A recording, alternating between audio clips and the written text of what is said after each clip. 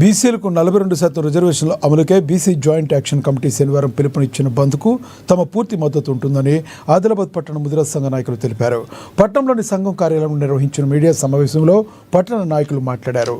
రేపటి బంద్కు ముదిరాజ్ కులస్తులందరూ సంఘీభావం ప్రకటించి పెద్ద ఎత్తున బంద్లో పాల్గొనాలని, విజయవంతం చేయాలని సూచించారు.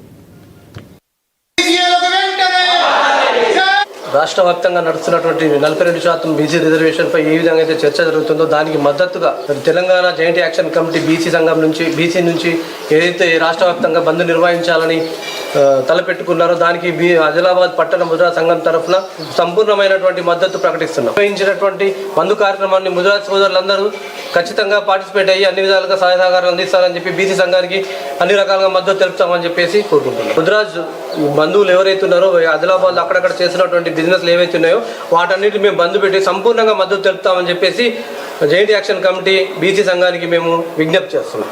రాష్ట్ర వ్యాప్తంగా